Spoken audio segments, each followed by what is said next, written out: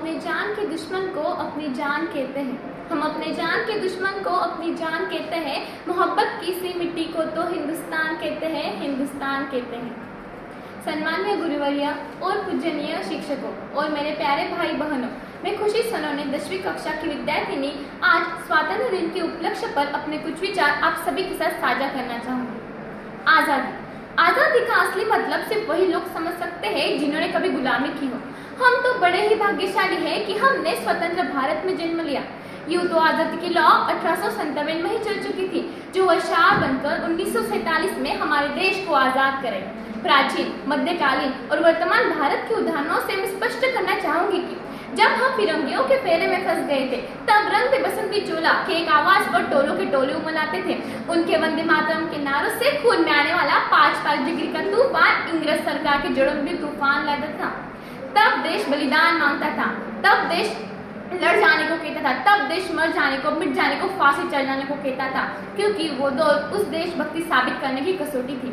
उसके बाद 62 और 71 के युग में अपने सुहाग को गवा देने वाली औरत जब घर के हालात ये हो जाया करते थे कि प्यार भी भरपूर गया, मांग का सिंदूर गया, नन्हे नौने हालों की लंगोटियां चली गई, छोटी छोटी बेटियों की चोटियां चली गई, बाप की कमाई गई, भाई की पढ़ाई गई, ऐसा एक विस्फोट हुआ, पता ही चलाने की जिस्म की कहीं बोटियां चली। और आपके लिए केवल एक इंसान गया होगा कि तुम मेरे घर की तो रोटियां चली गई, मेरे घर की तो रोटियां चली गई वाले हालात पैदा हो जाने के बावजूद भी एक माँ अपने बेटे को सरहद पर दुश्मनों की धज्जियां उड़ाने के लिए भेज दिया करती थी और उसे पत्र लिखकर भेजा करती थी। अम्मा ने खत लिखा है बड़े ही चाव से, पुत्र मेरे ना घबरा जाना, 1 इंच भी पीछे ना हटना, चाहे इंच इंच कट जाना, चाहे इंच इंच कट जाना। इस तरह पूरा परिवार अपनी देशभक्ति साबित कर रहा होता था। तब देश बलिदान मांगता था, तब देश लड़ जाने को, मर जाने को, पिट जाने को, फांसी चढ़ जाने को कहता था।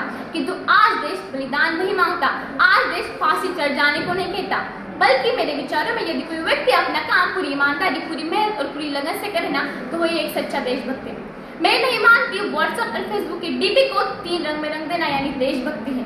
अगर आप कहेंगे साल में 2 बार हाथ में तिरंगा लेना यानी देशभक्ति है, तो मैं पूछना चाहूंगी, फुटपाथ पर रहने वाला बच्चा ट्रैफिक की छांव में नंगे पांव में जब तिरंगा बेच रहा होता है, तो क्या वो उसकी देशभक्ति है? वो उसकी देशभक्ति नहीं, वो उसके पेट के भूख की शक्ति है जो उसे ऐसा करने पर मजबूर कर रही है, क्योंकि ना मस्जिद को जानते हैं, ना शिवालय को जानते हैं। जो पेट के भूखे होते हैं ना, वो सिर्फ भोजन की निवालों को जानते हैं, वो सिर्फ भोजन की निवालों को जानते हैं। हमारे परिवार, हमारे समाज, हमारे देश के लिए समर्पण का भाव है देशभक्ति, और हर एक देशद्रोही के जीवन में आने वाला तूफान है हमारी सच्ची देशभक्ति, ताकि हर एक देशद्रोही समझ सके, अगर तू परिंदा है तो यह आसमान तेरा, अगर तू दरिंदा है तो ये शमशान तेरा, भाईचारे से रहना है तो रह इस जमीन पर, वरना ये कब्र भी तेरी है और एक कब्रिस्तान भी तेरा है। लेकिन एक देशद्रोही से ज्यादा देशभक्ति तब बहादुर होती है जब एक बेटा अपने बूढ़े माँ बाप को वृद्ध आश्रम के चौखट पर छोड़ आता है। कर आउट है वो देशभक्ति जब मुसीबत में फंसे लोगों की जान बचाने से ज्यादा हम सेल्फी लेकर अपने लाइक्स बढ़ाने में लगे रहते हैं। आज की युवा जिस पर जिम्मेदारी है हमारे समाज की, हमारे परिवार की आशा को बांधे रखने की, आज वही युवा 4 बाय 4 इंच के छोटे से स्क्रीन पर अपनी कोमल उंगलियों के घर्षण मात्र से अपनी भावनाओं की इमोजी भेज रहे हैं। 4 वोट कहने का मेरा रोज का भारत का भविष्य तबाह कर रहे हैं। हम ना एक ऐसे समाज में जीते हैं जहाँ पत्थर की मूर्त को लगते हैं चप्पलों पर, भूखे नंगे तड़पते सो जाते हैं लोग, भूखे नंगे तड़पते सो जाते हैं। मजदूर को मजबूत समझिए, मजबूर नहीं। गरीब को काम दीजिए, दान नहीं। अगर दान देने के इतने इच्छुक है तो जीते जी रक्तदान दीजिए और मरने के बाद अंगदान देकर किसी मरते हुए को जीवन दान दीजिए। यही एक सच्ची देशभक्ति और राष्ट्र प्रेम है। ना ये सरकार मेरे है, ना ये रब मेरा है, ना ये सरकार मेरे है, ना ये रब मेरा है, ना ही ये बड़ा सा नाम मेरा है। बस गुरूर मुझे इस बात का है कि मैं भारत की हूँ और ये भारत मेरा है और ये भारत मेरा है।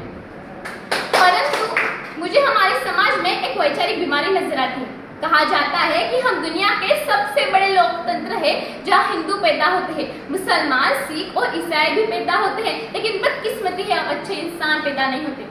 मेरे विचारों में राष्ट्र निर्माण के लिए ना हिंदू की जरूरत है, ना मुसलमान की जरूरत है। राष्ट्र निर्माण के लिए केवल अच्छे इंसान की जरूरत है, केवल अच्छे इंसान की जरूरत है। ऐसी कई वैचारिक बीमारी हमारे समाज में है और इसका कारण सिर्फ अंधविश्वास। जब तक इस देश का युवा मंदिरों में जा जाकर नारियल फोड़ कर भगवान को रिश्वत लगाता रहेगा, हमारे इस समाज का शिक्षित वर्ग बिल्ली के रास्ता काट जाने पर खड़ा हो जाए।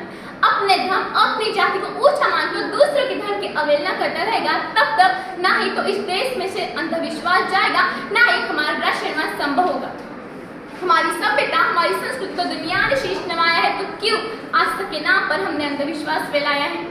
मेरे विचारों में हमारा राष्ट्र निर्माण तब संभव होगा जब स्वच्छता अभियान में केवल सरकार नहीं तो सड़क पर चलने वाला हर एक नागरिक हाथ बटाएगा, स्वच्छ भारत और स्वस्थ भारत को दिल से अपनाएगा। मेरे विचारों में हमारा राष्ट्र निर्माण असल मायने में तब संभव होगा जब एक गरीब बच्चा मध्याह्न भोजन के लिए नहीं बल्कि ज्ञान अर्जन के लिए सरकारी स्कूल के चौखट पर पांव रखेगा।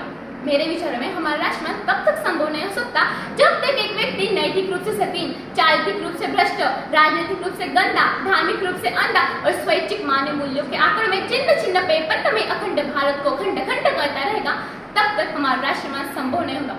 बड़ी बड़ी बातें नहीं, छोटी छोटी कोशिशें करनी होगी, क्योंकि ठोकर हमें पहाड़ों से नहीं पत्थरों से लगा करती है। I being an Indian, I being a student, I being a simple daughter of this motherland feel proud to be an Indian। आखिर मैं सैल्यूट करना चाहूंगी इस देश के लिए सरहद पर खड़े दिन रात हमारी रक्षा करने वाले हर एक जवान, इस देश के पुलिस प्रशासन और किसान को, और हर उस व्यक्ति को जो अपना काम पूरी ईमानदारी, पूरी मेहनत और पूरी लगन से करते हैं, जिनके बिना राष्ट्र निर्माण की कल्पना करना भी असंभव सा लगता है। जय हिंद, वंदे मातरम।